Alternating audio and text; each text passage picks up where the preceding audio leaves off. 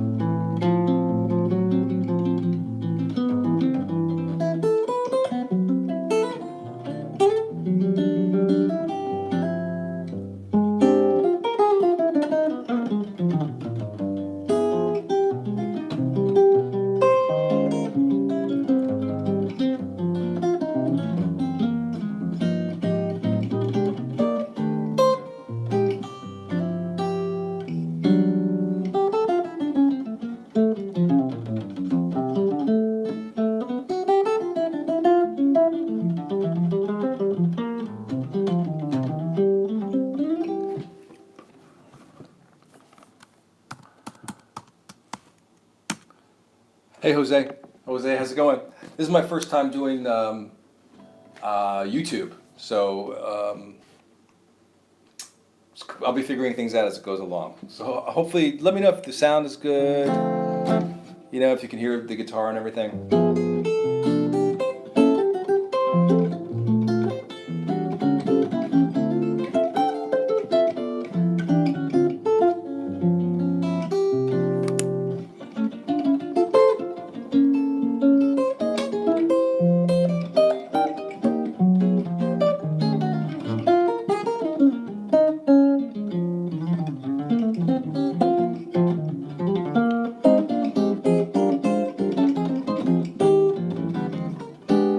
Hey everybody, Greene here.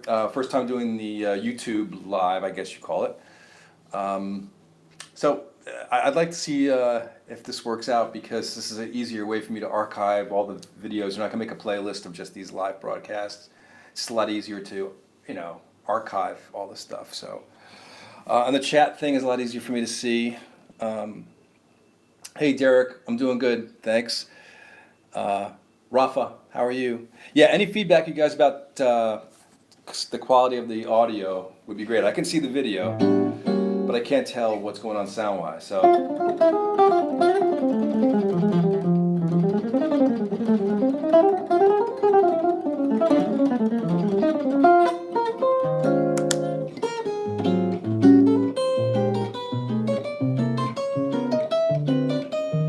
Okay, good. Okay, so I've got a couple of requests already. Nica's Dream, man, I haven't played that.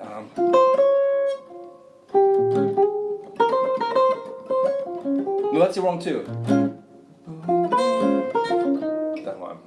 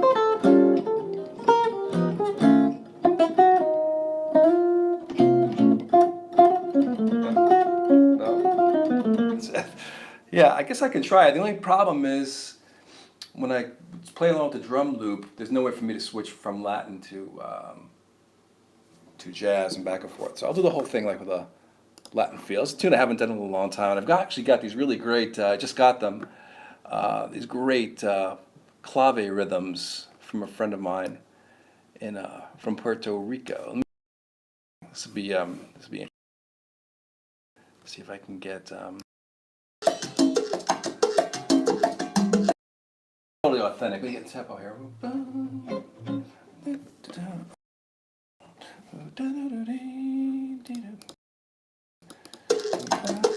Sorry. Live TV. So let's see how that sounds.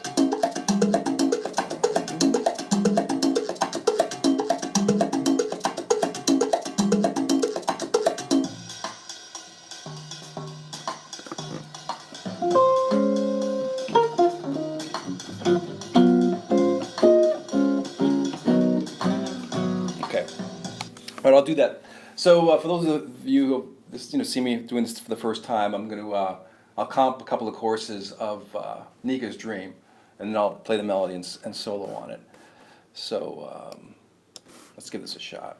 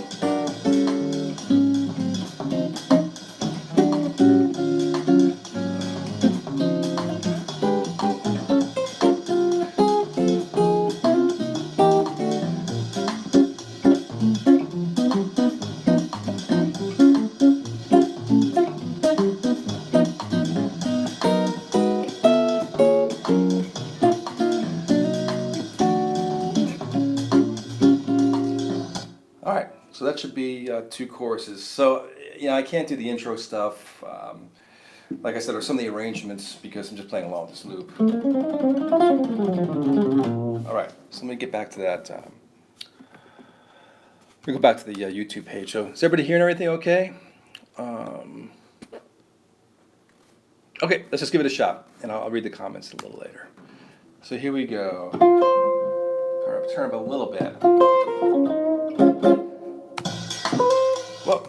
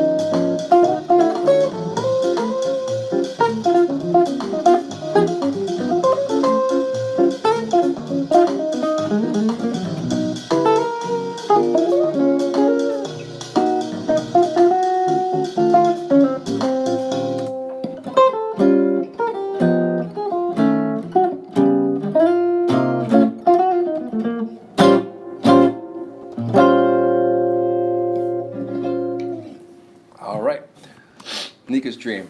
Hadn't done that in a long time. Okay, well this is cool. Thank you everybody for being here. Right now I'm just looking at the comment section on YouTube. So let's see. Yeah, I'm just kind of, forgive me for, I'm just, like I said, I'm just reading right now.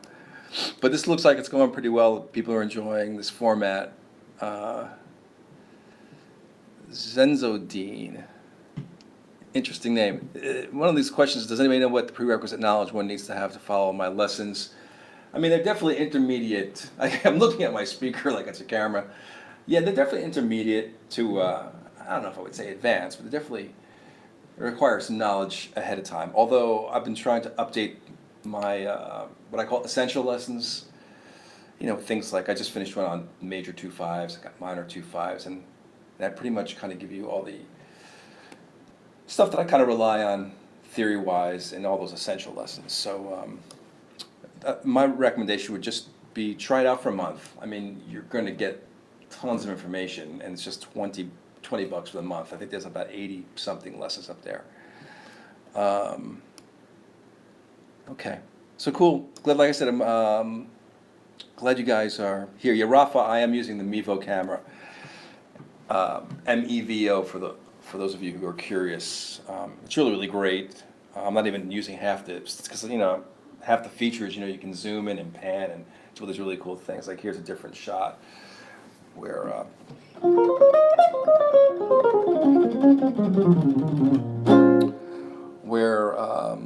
the camera gets a close up. For me, like I'm seeing things, it looks like at least in order for the stream to go really well. So it's a little bit disconcerting not seeing myself so far back. I guess I'll just do something else. Thank you. Compliment. Have any other requests? I'll be happy to do those. Because I haven't had a chance. One to be put on. Question is, have you a lot in the past, or did you just ear it out? No, I definitely. It's just that I think last time it was requested it, and I did this play through it when I was in Puerto Rico. I think that was early, perhaps. So it's been a long time. As long as I can get the melody under my fingers, I'm going to be okay, because after all this time, the harmony stuff, I'm here pretty much all of it. In other words, about the, it's literally B flat minor to A. All the chords where if I'm going to make them, I'd rather take the, even though I make mistakes, usually by the time, or hopefully read it, they're less likely. So Rafa saying, I'm impressed with the quality of your videos on Vimeo. Yeah, and I want to get a lot of requests for people, like older ones, on Vimeo, and I'm not going to do that. I'm going to try to redo a lot of them, and I think when the Vidler site shuts down at the end of this year, I might just create a second Vimeo page that just hosts the older videos, because I definitely want to keep them separate. All right, so let's see. Yeah, again, if we're having like issues with sound, cutting out and video, there's nothing I can do, especially since this is the first time I'm doing this on YouTube. So if anybody else is having that problem, I wouldn't. So Mike, the audio is cutting off a little bit. Huh. Yeah, like I said to you guys, there's nothing I can do. I have no control over the quality of the stream. Let me know if it improves. Okay. Yeah, I mean, think about what we're doing here. We're broadcasting live from my apartment in the middle of Jacksonville, Florida, and people in Spain are watching it. So I think it's pretty amazing. All right, I'll do. Anybody have any other requests? If not, I was thinking about just playing. I had just done a lesson on John Coltrane's Mr. PC, and I was thinking about doing that. So let's try that, Mr. PC. Let me get a tempo. Let's see.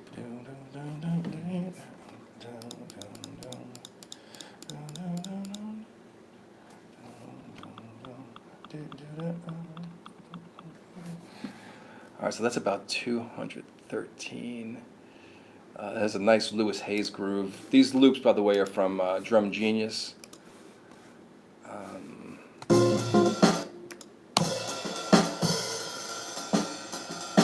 Yeah, that'd be nice. Just a nice, relaxed Mr. PC.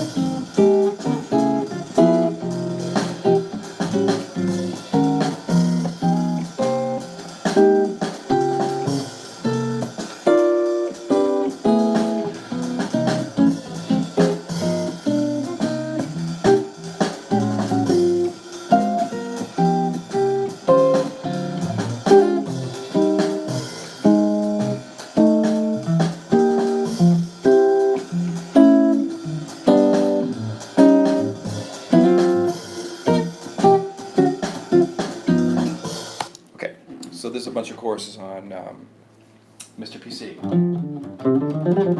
All right, here we go.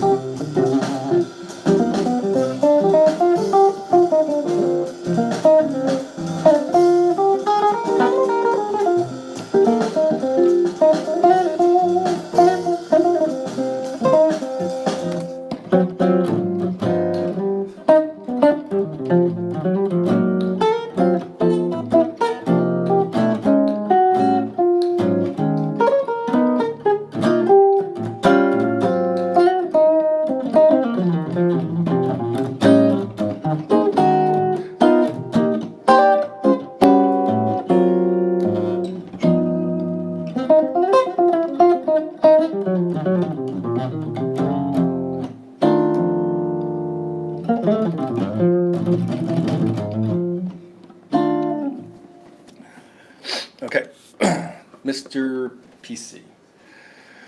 Yeah, it's so strange because I still see myself playing. You know, it's so far behind. I'm reading Rafa's comment about studying improvise, even some other people's transcriptions. Yeah, but I get it, man, and I'm not, I still think it's a good idea to try to mimic them until you do sound just like them. I wouldn't be concerned about the fear of sounding exactly like somebody, because many people have tried to sound like Charlie Parker and George Benson, Pat Martino, and you can always, you know, tell when it's the real thing pretty much immediately. But I think that's where you develop all your time feel and musical sensibilities. So I would definitely still do it, even though you might not be as successful as you'd like yet. Thanks, Shredder. Hopefully from one Shredder to another. Subtitles. I don't even know how to do that. I never thought about doing that. I'll look into that. Let's see. Okay, I'm glad the audio has got a little bit better. Man, those are great tunes, Ciora and Pensativa.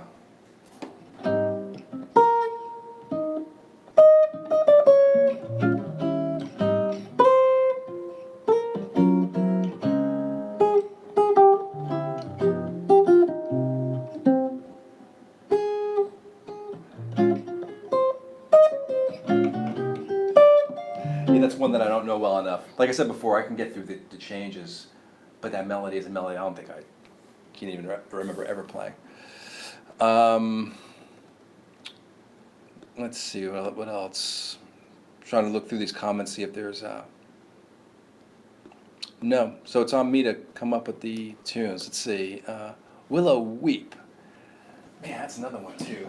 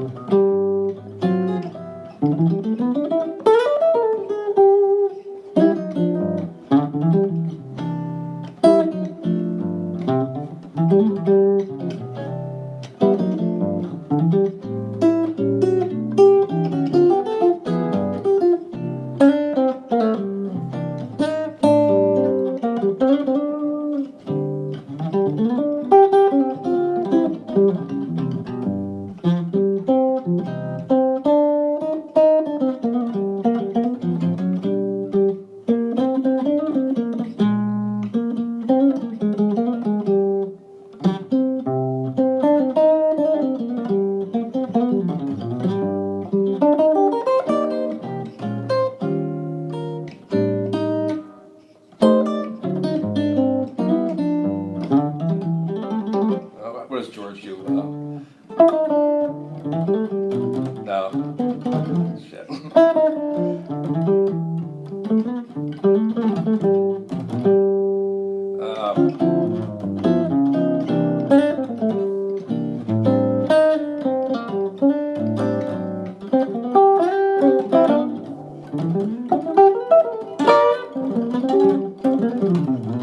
All right, so let me get ballad tempo.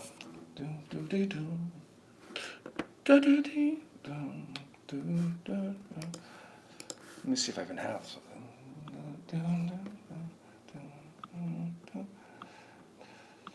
It's got to be a little faster than that, because this tempo I'm less than 60.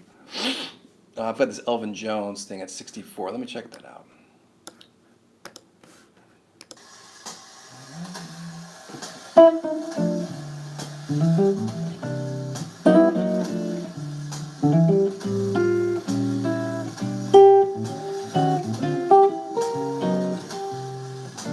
I'm going to try to make it a little slower.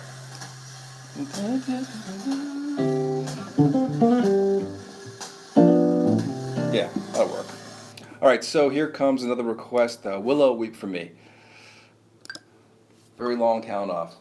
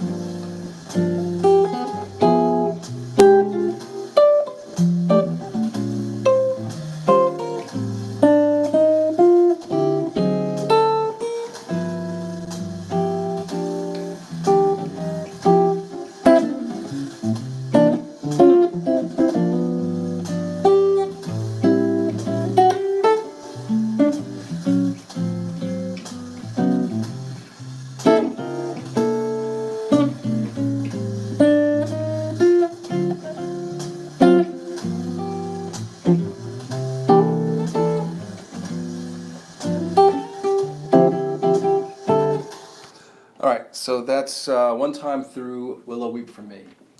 All right, here we go.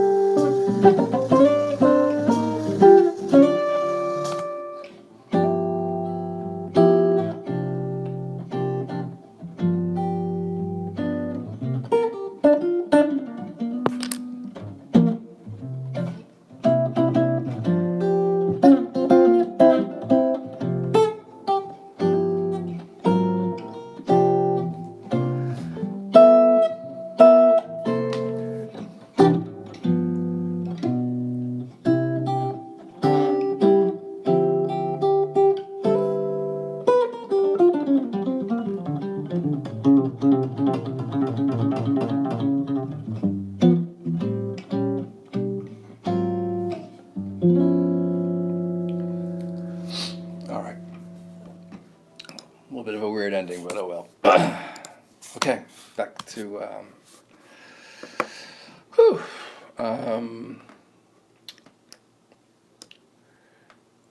a bit of a breakdown of the last two bars of Willow would be cool. Yeah, I'm not sure. Yeah, I could do that. Yeah, it is just what you just said. Yeah, I mean, on those things, and I talk about this a lot in my lessons, on these kind of, just to play really diatonically, so you emphasize the movement of that chord progression. If you start using a bunch of altered extensions on dominance, it tends to kind of blur the sound of that chord progression. Again, this is really based on where we are in the song, so I would be treating that more like.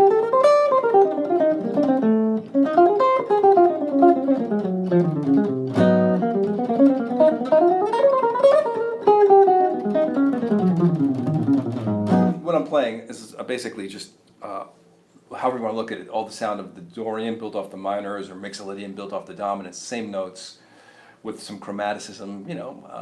It's a big part of the jazz language just to create these even amounts of notes per measure. Things like the bebop scale are really great things to know to deal with that. Even on that first one, C minor 7 to F7, here's for the F bebop scale. And it'll always get me on a downbeat, as you just heard. So that's basically, it's really basically how I would treat those. There's other things you could do, but let's see. Hey, thanks, Tim. I've been working on that actually a lot. My right hand a lot. I'm trying to practice, more of that Joe Pass style. But believe it or not, I've also been trying to learn that I think it's called Travis picking the.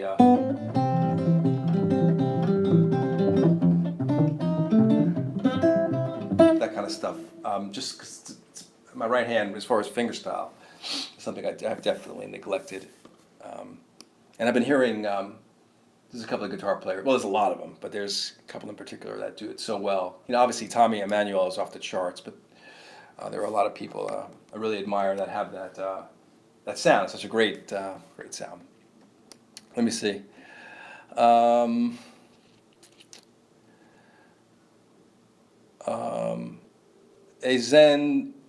Zenzadine. I don't know if that's what you meant. If everything is going too quick, I don't know if it's because it's a language barrier thing or the lessons are just going too fast for you. That on my Vimeo page where the lessons are, Chrome plugin, I use it all the time. Or speed them up even. I know the speeding up thing is silly, but sometimes it's good to to kind of get through some things that you are really not necessarily interested in at the moment. I forget what it's called. But it works great in the Chrome, Google's Chrome browser, and it works on all videos, man. It could be like Facebook videos, YouTube videos. So it's just a matter of installing the extension, and it's something that I recommend. That's why I have it on that on the page, so people know to go grab it. Well, thank you everybody, by the way, for all your kind words.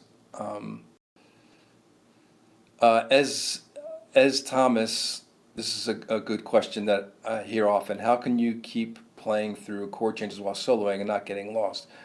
Do you follow them in your head? It's kind of like I was saying a little bit before. You stop really thinking about them as these individual chords that are happening at any given moment. Yeah, I'm hearing them in my head. I'm sure you are too. But the advantage I may have is just that I'm maybe be better at recognize what I'm hearing in my head, and that's all about ear training. And it stops being about losing your place. As long as you know the song well enough, and you can kind of, as you're saying, kind of play it along in your head as you're playing. It's impossible to get lost. I'm not saying that it doesn't happen to me, but because I am, I'm like you guys, I'm only human. I definitely make mistakes. It sounds like a lyric to a great pop tune. But anyway. It stops becoming such a thought process. When I'm thinking when I'm practicing, like now, you saw me go through these tunes, you see me make mistakes. This is when I'm kind of thinking about stuff. But once I start playing, even during this thing, I stop completely and I'm just listening. And to be honest, the only time I really start thinking about any of this when I'm playing for you on these live videos is as I'm getting toward the end of the song. Because even though I've done these so many times, it still catches me by surprise that I have to end these songs, So I stop the accompaniment and I'm just kind of, trying to get through the ending. That's the only time I stop to think, like, okay, here comes the ending. What am I going to do? I'm not thinking through the whole ending. I'm thinking, how am I going to begin to end? I guess that's more of it. How am I going to begin to end this song? But other than that, man, it just becomes you're so immersed into it and so involved in just the sound of it. Even though it's just a drum loop and the comping begins to repeat itself, it's just, I try to get in as deep as I can to what's going on, listening. If I start thinking about modes or what chord it is, I'm done, and so will you. That's the moment it becomes real transparent that you're thinking and it's not as emotional. And one last thing, I know I'm talking about this a lot, only because I get this question a real lot, and it's a great question.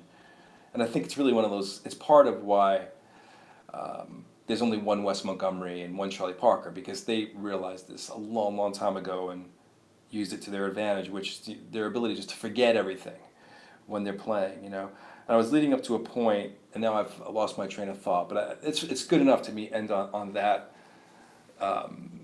thought there. That really is the ultimate goal. And I think it was, yeah, I know for certain it's Charlie Parker's quote. It's not exactly this, but it's learn everything you can and then forget about it. And he doesn't mean forget about it forever. He just means when you're playing, like on the bandstand.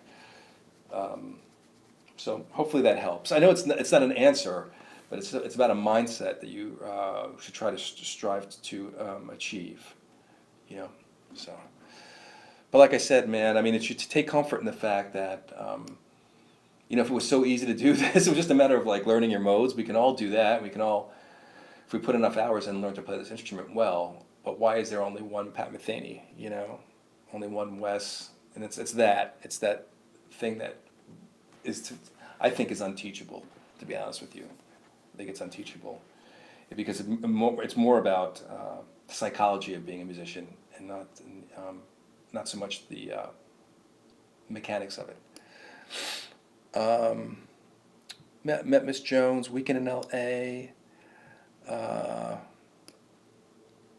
Okay, I think I could do one of those, and then we'll see where we stand there.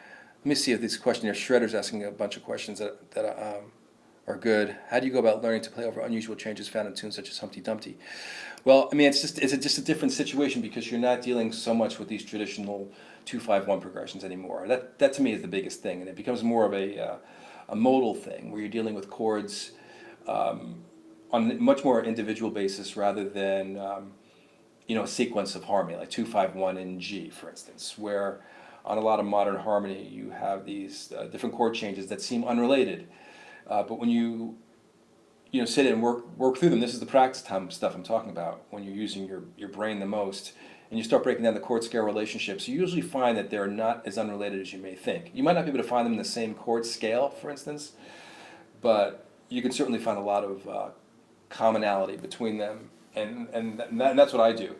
But I'll just practice moving from one of those chord sounds to the next and try to create fluid lines. Even in a tune that's not as hip, I shouldn't say as hip, but different. Like even if you take Joe Henderson's Inner Urge, you know, when he's going from the pattern he plays is E major, D flat major, D major, B major. You know, it's a pattern, but you know what I do, because there's no 2-5s there. All that language that you may have practiced is not going to do you any good at all. So I just practice connecting them. Like here's E major, and then I have to go to D flat. So from E, D flat is right here. So that little motion you heard, you know, me sneaking into the new chord sound, is based on me sitting here with my instrument and just trying to get from one mode to the next. So in a tune like Humpty Dumpty, I would just do the same thing. Just one chord to the next, one chord to the next. Each one, in a lot of cases, having different chord scale relationships. That's the preparation. Now, I know I'm talking a lot, but that's the preparation. You know, I would sit there and just do what you just heard me do, just play and just get the sound in my ear. But when it comes time to improvise, you try to be musical about it. And again, that's the part that's so challenging. To forget all the stuff that we're talking about right now. So it just means there's a lot of prep work is basically what I'm trying to say, I guess. Telmo, what do you say we need to master before learning from your videos? Scales, ARPs, chords, inversions, standards. You know, I mean, I'm in the opinion that no matter where you are, you're going to get something from those lessons. Yeah, it'll benefit you if you have a firm understanding of basic harmony. You know, all your all your seventh chords in the major scale, and if you can, you know, learn the ones in the minors as well. Yeah, knowing your fretboard well enough to play your major and minor scales, I would say at a minimum you have to do that. Same thing with chord forms, to have at least 2 different fingerings of every chord. You know, it would be a good starting point. But rather than me do the big sell here online here, if you have any questions, any of you guys, feel free to email me. Those of you who have emailed me in the past, you know that I get back to people like pretty much right away, and be happy to answer any specific questions you may have. Okay, that thing you guys said about the translation, that's really got me thinking. I've got to read up on how to do that. Okay, Chris Montgomery is asking me about the software I use to record. I'm using Ableton Live, which is great software. I mean, it's kind of funny because I don't think I'm using it for the intended use, you know. It's really great software for using loops. So a lot of DJs use it, a lot of live electronic music people use it. It's probably one of the most popular pieces of software for that. It really is amazing. But as a practice tool, it's astounding, you know. And if you buy like a decent MIDI keyboard, or a lot of gear comes with a version of Ableton Live called Ableton Live Lite, free, and that's all you need to do what I'm doing right now. It's a very deep program if you want to get into it, but for what I'm doing right now, it's all you need. And then I'm using the loops from iPhone app, Android app too, called Drum Genius, which I can't recommend enough. And I've just imported those into Ableton Live, so I've got like a whole list of them. There's about 30 or 40 that I've brought into Ableton Live that I can use anytime I want, change the tempo, as you've been hearing me do. I think it's probably one of the best practice tools out there. All right, let's see. So somebody mentioned, let me go down a little further here. So somebody mentioned,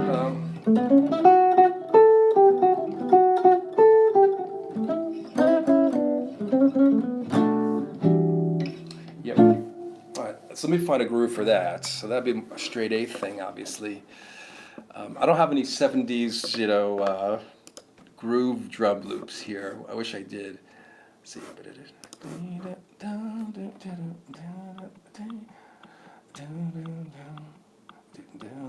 So that's about 118. I'll just make it 120 and see if I'm close. I've got this Dave Weckl thing. Let's hear this.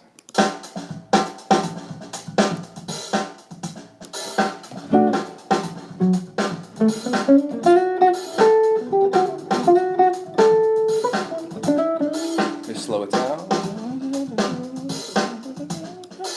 Maybe this Clyde Stubblefield is better.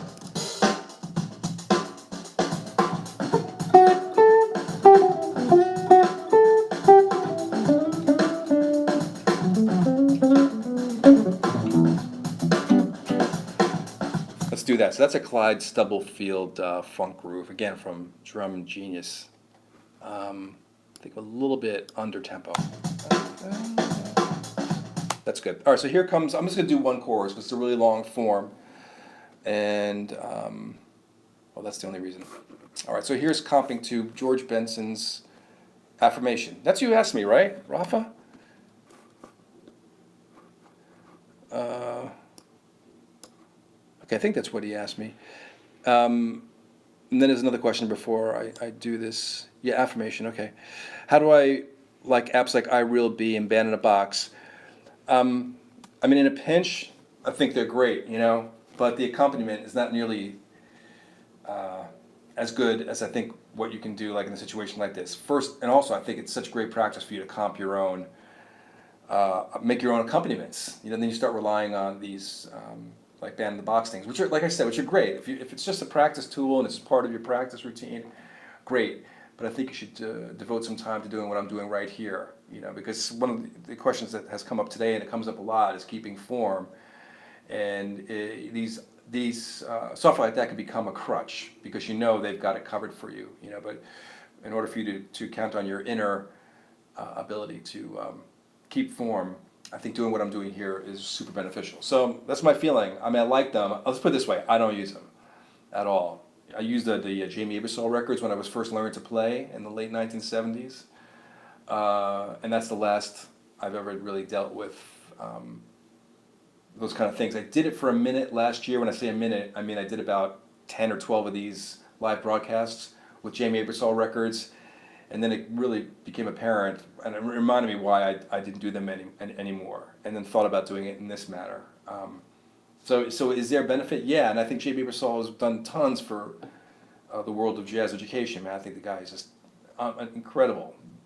Like I said, I think there is a point though where some of the negatives outweigh the positives when it comes to stuff like that. And I think you'll feel it inside when it's time for you to move on. You know what I mean?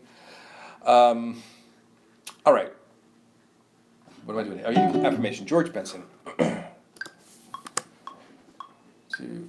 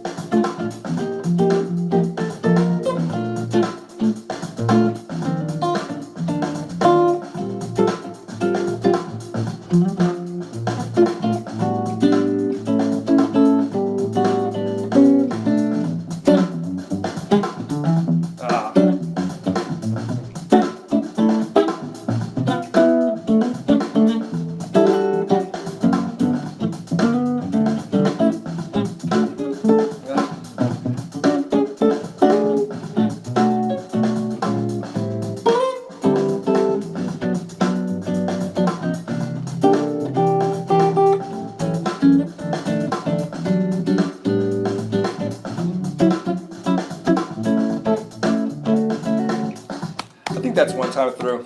I think that's the form.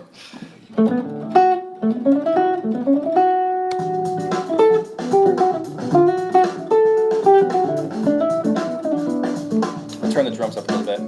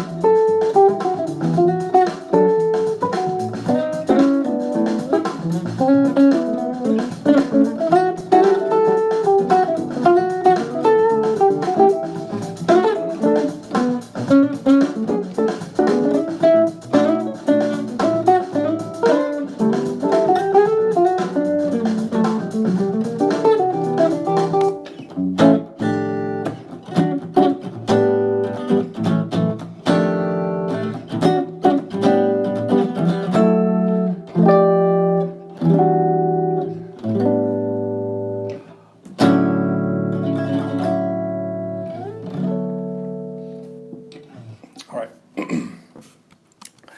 George Benson's Affirmation. Woo! All right.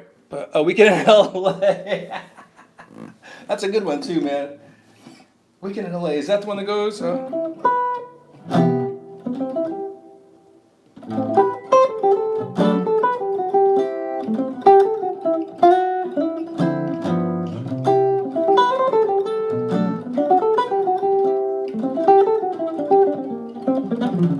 Is that one? Rafa? I have to wait for everything to catch up. Yeah, it's got to be at least 15 to 20 seconds behind. Tim Quinn, I don't know who Troy Grady is.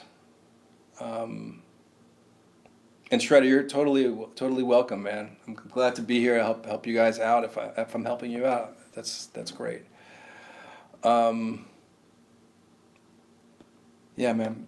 I'm curious if I've got that Weekend in LA thing right. Anyway, so I'm trying to see how long I've been online. I don't see that. Facebook would tell me how long I've been on, so I'm not seeing that here. Let's see something. Oh yeah, wow. Been on an hour and 11 minutes. Okay. Time flies. All right, well, you guys, thank you for being here. I mean, it's a tiny little bit of, not a backstory really, but I was waiting for a while for this new software to be updated to be able to use with YouTube. So that's really kind of one of the main reasons. And also, I just moved to a new apartment near UNF where I work, and just I'm getting life stuff all those ducks in a row. So now that it seems like everything is working, the internet seems to be a lot better here than it was at my other apartment. I keep on looking at my speaker like it's a camera. But anyway, what makes this great is when you guys are here. So yeah, I've also got to figure out how to do announcements. If you get any of you guys can help me out, like how I would announce this. In other words, say that I'll be here online in an hour, or do you guys get notifications? I don't know how any of it works on YouTube. I know about Facebook, but not YouTube. So anything would be helpful. All right, everybody, thank you again for being here. Enjoy the rest of the day wherever you are in the world, and we'll see you next time. Thanks.